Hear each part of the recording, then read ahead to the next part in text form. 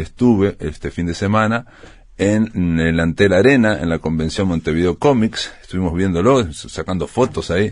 Me sacé una foto con Bender, el famoso amigo Bender, y quiero decirles también que aquellos visitantes que iban, con la entrada se les obsequiaba un libro. En Montevideo Comics tiene esa tradición de obsequiar un libro, siempre es gratis y que, digamos, hacen miles de ejemplares, y en este caso fue de Peloduro, el famoso personaje Peloduro de Julio Suárez, un histórico de la caricatura, de las tiras cómicas, de la historieta uruguaya. De hecho, el día del historietista uruguayo es el día del nacimiento de Julio Suárez, que nació en Salto. Para hablar de esto, bueno, esto tuvo un proceso, este libro, este volumen, porque se trata de material que nunca había sido recogido en libro.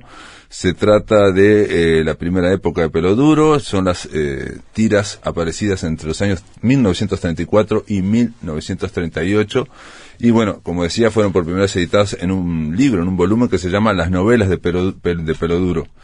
Para hablar de esto, estuvo involucrado en toda esta historia el sitio Anáforas, que dirige Lisa Bloch, y vamos a hablar con uno de los integrantes, Bruno Martinelli. ¿Cómo andás, Bruno? ¿Andás bien? Muy bien, buenas tardes para la audiencia, buenas tardes para ti, Pablo. Que te acerques un poco más, me dice Lula. Exactamente. Y Bruno Martinelli es licenciado en Ciencias de la Comunicación. Somos colegas, pero él es de la FIC. Bueno, yo también soy de la FIC. Y los dos tuvimos como docente, tuvimos el privilegio de tener a Lisa Bloch de Beer ahí. Bueno, en mi caso fue con semiótica, el seminario de semiótica, y seguramente vos lo tuviste en varias clases más, ¿o no? Sí, ya en cuarto año, sí, también en seminario de análisis de la comunicación. Y bueno, y estás vinculado al sitio Anáforas, que no estaría mal que recordáramos a la audiencia, a los amigos y amigas de La Máquina de Pensar, en qué consiste este sitio. Bueno, es básicamente un gran archivo digital con una colección importante de diferentes publicaciones, más que nada uruguayas, y también con su propia biblioteca digital de autores uruguayos. En el momento son 140 autores que están allí presentes. Como primera condición deben estar muertos, ¿no? Un poco necrológico este planteo, pero es una necesidad también hasta por derechos de autor, ¿verdad? Y básicamente están allí, está su bibliografía, su obra, lo que se dice de ellos, fotografías, documentos, cartas, ¿no? Mucha información de archivo. Muchísima información de archivo en Anáforas FIC. Bueno, si van al blog de La Máquina de Pensar, Anáforas está linkeado, o sea, se puede entrar directamente, y anáforas.fic.edu.uy sería el sitio. Si no, simplemente poner el sitio Anáforas en Google y los va a llevar. Y es cierto, tiene una biblioteca enorme, un archivo gigantesco. Me han hablado mucho, sobre todo del exterior, cada vez que me he encontrado con investigadores del exterior, me han dicho lo central que es para ellos este repositorio, entre otras cosas porque se encuentran cosas insólitas. Por ejemplo, yo que sé, está toda la colección de Marcha, de la revista Marcha, o por ejemplo cuando hablamos de Mir Rodríguez Monegal, la vasta obra de Mir Rodríguez Monegal en reseñas. A mí me tocó leer las reseñas cinematográficas, y es por un lado un placer y es un océano, pero está todo muy bien ordenado. Y nada, por poner solamente eso. Os recuerdo otra vez que tuve que hablar aquí en La Máquina de Pensar, tuvimos que hablar nada menos que de Luisa Luisi, y es muy difícil encontrar. Y en mi caso encontré en Anáforas un libro de pedagogía didáctica, ¿no? Es sorprendente, digo, el PDF lo bajé y lo pude, pues estaba escaneado eso, ¿no? Sorprendente. Y en el caso de Peloduro, las novelas de Peloduro, 1934-1938, obviamente esto tiene los créditos, y esto está, la gente de Montevideo Comics agradeció en primer lugar, sobre todo, a un investigador, José Costa, pero también al sitio Anáforas, ¿no? Bien, sí, nosotros desconocíamos esa publicación. Un día llegó Matías Castro, en realidad, trayéndonos algunas de las publicaciones de Montevideo Comics para digitalizarlas y ponerlas ahí en Anáforas para que estén accesibles, y nos trajo dos joyitas que son esas publicaciones que ahora están reeditadas, ¿no?, en ese precioso libro que obtuviste el domingo pasado, ¿no? En realidad tiene toda una historia, no sé si después van a hablar con él contará seguramente, pero hay un coleccionista, un historiador que es José Costa, que los encontró en la Feria Tristán Narvaja. No teníamos registro, 1933, 34 son esas publicaciones, 10 años antes de la salida de la revista, o sea que es el primitivo Peloduro, digamos, los primeros trazos del personaje. O sea que, perdón, la revista Peloduro sale en 1943. Exacto. Y esto son tiras cómicas que estaban, digamos, en la prensa. En la prensa, en El País, básicamente, que fue donde surgió, de acuerdo a los investigadores, ¿no? Yo no soy ningún especialista, pero nació con el diario El País, exactamente, la tira, y se mantuvo unas cuantas décadas. Perfecto. Y bueno, aquí lo que se habla de las novelas de Peloduros, y también se menciona aquí que la idea de novela gráfica, aparentemente que es algo que viene de Estados Unidos, la novela gráfica, sobre todo a partir de los 80, por lo menos para mí, digamos, a partir de Alan Moore, y bueno, novelas gráficas muy importantes como esas, o de la otra, la de Sin City, Frank Miller y Alan Moore. Pero sin embargo, bueno, aquí dice que en Estados Unidos esa expresión novela gráfica se acuñó en 1964, y la sorpresa es que, bueno, que ya Peloduro hablaba de novela gráfica a fines de los 30, ¿no? Y las mencionaba y las nombraba. Y uno lee las tiras cómicas y, bueno, hay un hilo narrativo, hay una cierta hilación. Sí, exacto, claro. Sí. De hecho tiene esa lógica de la continuidad, ¿no? De escribir una tira diaria para que salga en el diario que sea, ¿no? Volviendo a esta idea de la anáfora, ¿no? De esa conexión, esa repetición. Hay algo anafórico ahí en cada una de las... Sí, hay algo anafórico, sobre todo porque la presencia, sobre todo al principio, muy constante del personaje Peloduro, que es central, y después esto en el desarrollo de estos personajes, el propio amigo de Peloduro, que es el Pulga, iba a tener su propia autonomía, se iban a desarrollar, después la esposa del Pulga, en fin, todas esas, el Pulga termina haciendo artículos de comentarios internacionales del Pulga, ¿no? Que eso también es muy gracioso, ¿no? Siempre están en torno a ese personajes de barrio, ¿no? De barrio muy humilde, y bueno, en torno al fútbol, y sobre todo la forma de hablar que tiene, que es desde el principio. Yo te decía ahora fuera de micrófono que lo que sorprende es la coherencia estilística en los diálogos, o sea, desde el principio, digamos, de la primera época hasta el final, Peloduro habla igual, y con la misma chispa, la misma gracia, ¿no? O sea, como ese filo, hablábamos un poco también del dibujo que varió, ¿no? Estaban quizá los primeros trazos, siempre empiezo en el ejemplo de los Simpsons, ¿no? Mucho más acá en el tiempo, salvando las distancias, los primeros capítulos, realmente se está definiendo el trazo de los personajes, ¿no? Exacto. Pero acá, como planteabas vos, que me parece interesante, cómo ese filo ya en la escritura, no, ya estaba. En el guión es cierto, pero es cierto que en lo que es el dibujo, bueno, en Montevideo Comics me encontré con Nico Peruso, que él es dibujante también, es guionista, y me dijo, bueno, cuando vi los dibujos, dije, pero estos dibujos son muy básicos, ¿no? No son muy lindos de Peloduro y el Pulga, son muy elementales. Y él me decía lo mismo, que él es caricaturista y que ahora y historietista, y acaba de reeditar, dice, se va a reeditar ahora su primer libro, y me dijo que lo volvió a dibujar casi todo, porque claro, él mismo se ve a sí mismo, digamos, como que, y pasó lo mismo con Mafalda, y pasó lo mismo con cualquier otro, ¿no? O sea, al comienzo, bueno, lo de los Simpsons es súper claro, ¿no? Es mucho más claro, o sea, la primera temporada de los Simpsons es manifiestamente mucho más agresivo y es expresionista el dibujo, ¿no? Y mucho más básico también. Sí, quizá podríamos llevarlo al ejemplo del periodismo diario, del periodismo semanario, ¿no? Un tiraje semanal, digamos, te permite reelaborar mejor el artículo, quiero decir, quizá en esta no urgencia del dibujo diario, tampoco podía definir muy bien todavía el trazo, digamos. Claro, y el trazo también se va de alguna forma estilizando, se va ganando en seguridad y en los recursos, y sobre todo por la práctica, la famosa práctica a lo largo de años.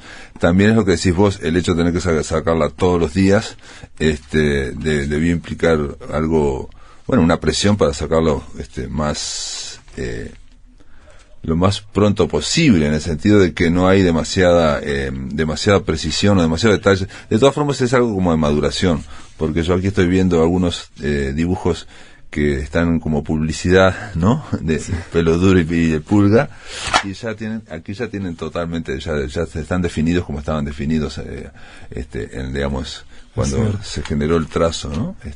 En fin, de todas formas es una cosa misteriosa o rarísima tener en nuestras manos algo que fue editado entre los años 34 y 38, ¿no? Es algo muy sorprendente, es otro y en país. Qué años particulares, ¿no? También para la historia del país, ¿no? Y para esto que era considerado, por supuesto, un género menor, ¿no? También te ha hablado de eso, Pelo Duro. No, que recién en esa época la gente se anima un poco a sacar el diario y leer y reírse de las historietas en el ómnibus, ¿no? Que antes era como un placer culposo, una cosa así. Claro, y aparte, digo, ahora lo que me decís ahora tenés razón, me hiciste pensar, 1934 estamos hablando de la dictadura de Terra, ¿no? La primera dictadura de Uruguay, digamos, del siglo XX. El suicidio de un expresidente en la vida pública, sí, ¿no? sí, Baltasar Brum. Sí, la muerte de Grauer, de Julio César Grauer también, y el suicidio de Baltasar Brum, son dos hechos muy luctuosos, muy fuertes, que incluso para la época impresionó más eso. Una vez leyendo una entrevista a la madre de Jorge Valle, que era muy anciana, pero él tenía una gran memoria y una gran lucidez, que ahora no me acuerdo cómo se llamaba la madre de Jorge Valle, no me acuerdo ahora, y ella mencionaba que obviamente vivió esa época, y que para esa época lo que impresionó más vívidamente fue la muerte de Julio César Grauer, porque él fue, digamos, herido, y lo llamaron a la comisaría y lo dejaron desangrar. Y eso le pareció una barbaridad. En cambio, el suicidio de Baltasar Brum, que a nosotros nos impresiona mucho más, ¿no? Para la época era parte de las leyes del juego, de las leyes del honor. Entonces estaba en su ley, y bueno, era una cosa luctuosa, pero no de terror, no de la barbarie. A Matilde Ibáñez, me dicen que es a Matilde Ibáñez, claro, Matilde Ibáñez, Jorge Valle Ibáñez, Matilde Ibáñez. Bueno, muchas gracias Carolina, porque me pasó el dato. Y bueno, también tiene que ver con anáforas el tema ese de acercarse, de asomarse a algo que es un Uruguay que no existe, digamos, en la realidad. Internamente, obviamente, eso está en los cimientos de todos nosotros, ¿no? Está, sí, claro, siempre la mirada hacia el pasado, un poco esta lógica de, no sé si es un temor al olvido, pero sí la necesidad de rescatar algo que es propio del pasado y que merece recuperarse, ¿no? A veces tenemos esa lógica del presente perpetuo, ¿no? De proyectar un futuro pero sin pasado, me parece que es bastante más complicado. Claro, sin duda. Una vez entrevisté a Gerardo Caetano, y él dijo una frase muy interesante, pero muy interesante, que incluso el libro era de Caetano, pero hablaba de la perspectiva. Y él decía que en la medida que que cada uno pueda pensar nuestro pasado, ¿no? Imaginar el pasado, podés proyectar el futuro. Pero me dijo claramente, o sea, si para vos el año, no sé, 80 es algo cercano al neolítico, como pasa mucho con mucha gente joven, muy joven, ¿no?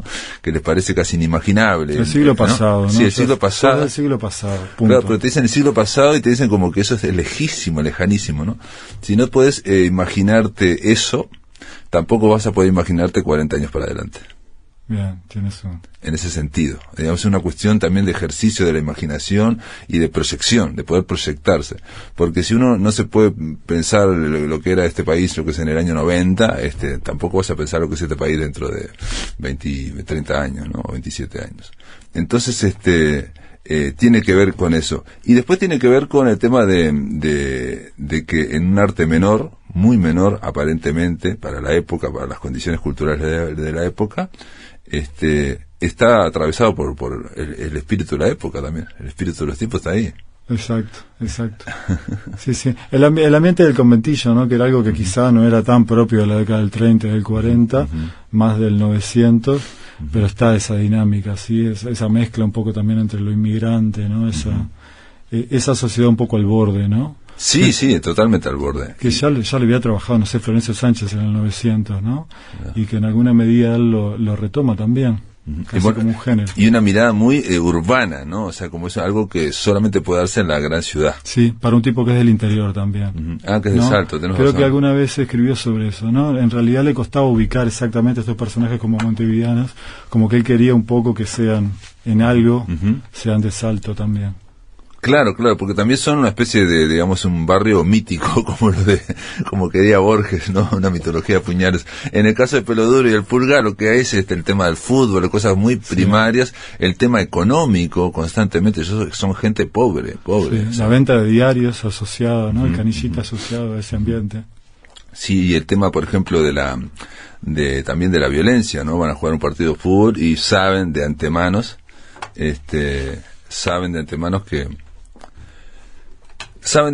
que pueden ser de alguna forma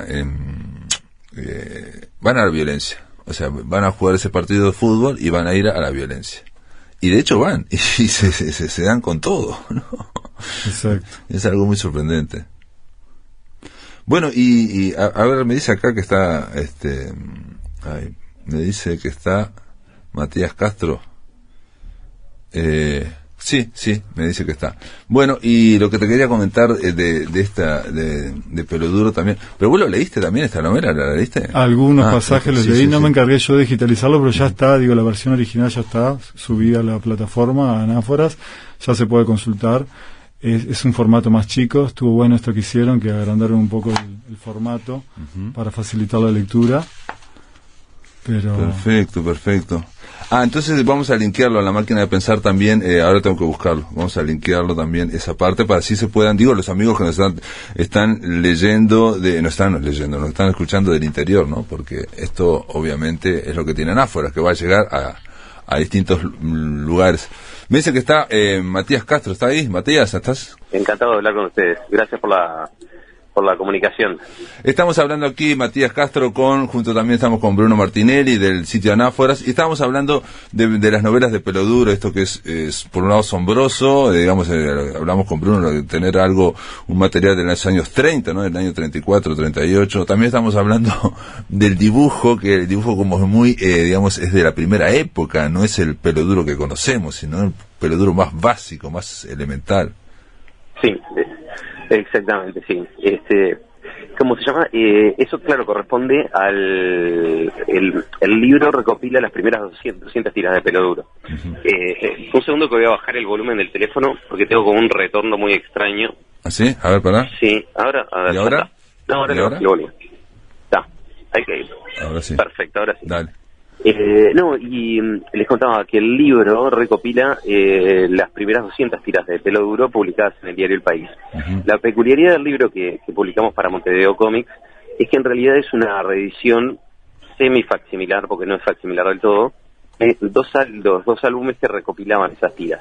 Porque la tira de Peloduro empezó a ser en 1933 en El País, y en el 34 una editorial, un sello editorial que se llamaba Orpit, del que no tenemos mucho rastro, recopiló las primeras 100 tiras en un álbum que se tituló La novela de Peloduro y se presentó como novela gráfica.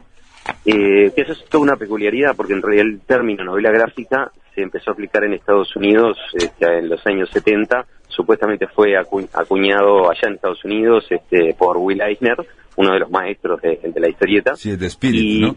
Y en realidad acá vemos una demostración de que el término en realidad ya se utilizaba antes, que Julio Emilio Suárez ya lo usaba acá en Uruguay, y aparte igual tampoco es invento de Julio Emilio Suárez, sino que sabemos que en España ya se utilizaba antes y demás. Pero bueno, la cuestión es que estas primeras tiras de Peloduro sí corresponden también a una línea un poco más inicial, en las primeras épocas del autor en cuanto a su progresión, digamos, gráfica.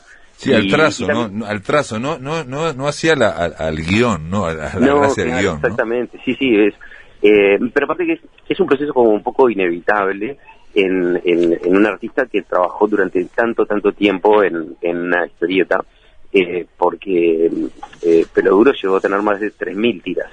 Entonces, sí es un poco, si bien es muy reconocible y es inconfundible el estilo, los personajes y qué sé yo, sí es inevitable que el autor evolucione, vaya cambiando, vaya puliendo cosas. Es un poco como, no sé, por dar un ejemplo reciente, es como Los Simpsons al principio de la primera temporada y Los Simpsons que fueron después. Claro, Bruno Martinelli usaba ese mismo ejemplo, porque estuvimos hablando de esto de los trazos, mirá, claro, y bueno, pero se puede decir también Mafalda comenzó de una forma y después se fue estilizando, o el mismo Snoopy también, Exacto. Hay siempre un desarrollo. Bueno, estuve hablando con Nico Peruso en Montevideo Comics y me dijo que su primer libro de Pancho, el Pitbull, va a ser reeditado ahora y él lo va a reeditar. Lo redibujó. Claro, sí, porque se dio cuenta de que, claro, la línea que él tenía en ese momento era un poco distinta a lo que es ahora. Por ahí son apreciaciones más para ojos entrenados en algunos casos, pero a veces sí es notorio. Y en el caso de Pelo Duro sí es un poco más visible, digamos.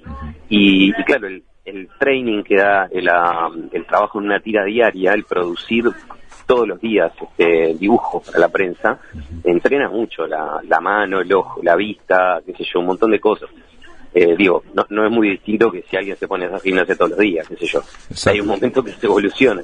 Claro, y por más que no se llegue a ser un gran atleta, pero bueno, se evoluciona en algo. Sí, artísticamente es inevitable la evolución. Exacto. Y aparte, digamos, esto tiene, digamos, fue escaneado, ahora te voy a preguntar, porque también tiene, y eso no lo hablamos, Bruno, acerca del espíritu de la época, los avisos, anuncios, caramelos, caricaturas, regala preciosos petizos ensillados. Claro. ¿No? O por ejemplo, Completo Puritas dice acá, no se vende suelta. Algunas publicidades son actuales, digamos, ¿no? Sí, claro. Sí, totalmente. Claro, estos álbumes estaban llenos de lo que diríamos ahora archivos, en definitiva, porque en esta recopilación de tiras, entre tira y tira, ellos ponían franjas con publicidades, que algunas hoy en día parecen muy inocentonas o muy graciosas en algunos momentos, pero sí, y las quisimos mantener para esta edición que regalamos para el festival, porque es lo que lo hace semi-facsimilar, digamos, el respetar y el mantener muchas de esas publicidades, que también son medio pintura de época, que hablan de la sensibilidad, de la forma que se comunicaba en el momento, un montón de cosas, de los productos que se consumían, cómo se dirigía al público. Acá mira, dice, avena Puritas, alimento riquísimo, en latas o paquetes, no se vende suelta. No hay venta a granel, claro. No hay venta a granel. Y lo que me llama la atención, digamos, me llamó mucho la atención, es cómo él tiene perfectamente definidos los personajes y la voz, y bueno, y el lenguaje, prácticamente desde la primera viñeta, ¿no? Desde la primera hasta pasaron décadas y mantuvo, digo, es muy gracioso, él siempre es gracioso, ¿no?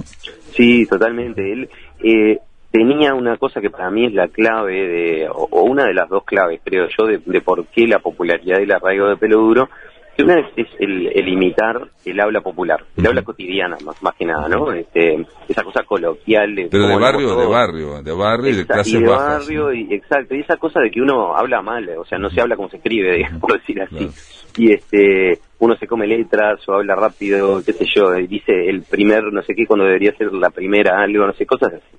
Y él lo imitaba como muy bien, lo representaba muy bien gráficamente, al escribir los diálogos, al escribir las líneas humorísticas y tal. Hay muchas cosas que también corresponden al humor y al tono de la época. Entonces, en ese sentido, claro, en este rescate en el que nos ayudó la gente de Anáforas, sí hay una cuestión histórica, porque son historietas que algunas hoy en día capaz que no causan gracia, porque, bueno, fuera de su contexto no tienen... Claro, es dentro del contexto, dentro de una frecuencia, y también yo sospecho que en esa clase, en esa habla popular que desarrolló Julio Suárez, había una decantación como, digamos, del propio él, digamos, fue generando una habla mítica, en el sentido de que se mantuvo a lo largo de décadas. La gente de barrio no habla exactamente igual siempre. No, claro. Y aquí Pelo Duro y el Pulga hablan siempre así, digamos, y lo que decía Bruno también, que tiene que ver que en los años 30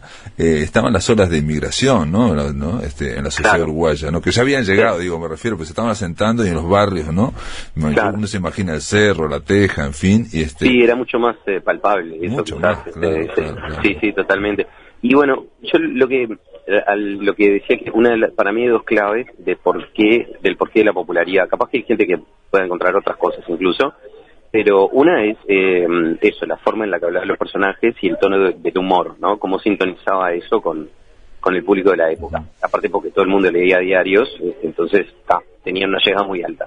Pero la otra es que la historia en sí mismo de la novela de Pelo Duro, lo que Julio Soler le llamaban la novela de Pelo Duro, representa la gesta de una persona muy humilde de barrio que empieza jugando en el campito con pelota de trapo y qué sé yo, y termina representando a Uruguay ¿no? en una olimpiada y vuelve al país como un triunfador. Claro. Y hay una cosa que es muy uruguaya también, y es que el cierre de todo eso es que a Pelo Duro lo premian con un puesto en una oficina pública, en definitiva. Ese es el premio que le da el país, y le dan, no sé, y no es que te diga, lo ponen de ministro o algo así. Sí, sí, bueno, lo que le dieron a... Que era muy uruguayo, claro, no Obdulio muy Varela, del imaginario uruguayo de principios del siglo XX. No, y tiene una coherencia, porque esto comienza prácticamente al principio, digamos, las primeras páginas, donde Pelo Duro va a jugar en la tercera extra, lo citaron para practicar en la tercera extra, y él va saludando a todo el barrio, y le dice, ¿por qué saludas a todo el barrio? Y para que la gente no crea que se me subió la cabeza. Y termina jugando en la selección, pero lo gracioso es que él pensaba que se le iba a subir a la cabeza, y está saludando a gente que no conoces. Bueno, Matías Castro, más que nada felicitarlos a los organizadores de Montevideo Comics por esta patriada de las novelas de Pelo Duro. Realmente es muy excéntrico que yo la tenga entre las manos, que la gente pueda tener esto, porque realmente es un tesoro. Yo le decía a Bruno antes de empezar el programa que también es muy importante para la gente de Auche, para los caricaturistas, ¿no? Están generando una tradición, ¿no? Se están reflejando en algo que no conocían también. Pero me parece que también para todos los uruguayos es algo lindo de tener. Sí, yo qué sé, nosotros tratamos con el festival de usar como el privilegio de alguna manera que tenemos a la hora de hacer un festival grande, de poder sacarnos el gusto y de hacer estas cosas. Y hace 9 años que venimos todos los años publicando, regalando un libro y generando como esta mini colección de clásicos nacionales. Claro. Nos quedaba Pelo Duro en el tintero, que es como el prócer de la historieta uruguaya, y en esto quiero aprovechar un segundito porque quiero agradecerle fundamentalmente al equipo de Anáforas, ni que hablar a Lisa Bloch, quien lo dirige, porque Lisa fue como escuché el proyecto y me dijo, sí, seguro, los ayudamos a digitalizar, porque la gran complicación que tenía esto es que los álbumes originales que teníamos entre manos era una rareza que se encontró de casualidad en la Feria de Tristán Baja, y está en un estado terrible, muy delicado, y yo no tenía forma de escanearlos de forma segura, sin hacerlo pomada, digamos, por decirlo. Claro, sí, aparte se da mucho tiempo también. Exacto, y la gente de Anáforas tenía los equipos perfectos para hacerlo rapidísimo y de forma súper sana para el material original. Y aparte tiene el reservorio digital, entonces también después los escaneos que quedan ahí en Anáforas se pueden consultar, o sea, quien no fue al festival y no tiene el libro en papel, bueno, entra a Anáforas y lo ve, y ve el resto del reservorio de ellos, que es increíble. Pero aparte puede tener, no hubiera sido posible sin ellos. Puede tener este libro a través de Anáfora. Ahora lo vamos a linkear al blog de La Máquina de Pensar, también el libro, porque el PDF va a estar. Y bueno, obviamente hay que agradecer también a José Costa, que es el hombre que encontró eso, ¿no? También. José, sí, es nuestro archivista amigo, coleccionista, que fue el que nos facilitó los materiales de lo que salió este libro. Perfecto. Matías Castro, de Montevideo Comics, gracias por estar en La Máquina de Pensar. Y bueno, y Bruno también, gracias por estar en La Máquina de Pensar. Sí, gracias a ustedes. Bueno, y Bruno también, gracias por estar en La Máquina de Pensar. Sí, gracias a ustedes. Bueno, y Bruno también, gracias por estar en La Máquina de Pensar. Sí, gracias a ustedes. Bueno, y Bruno también, gracias por estar en La Máquina de Pensar. Sí,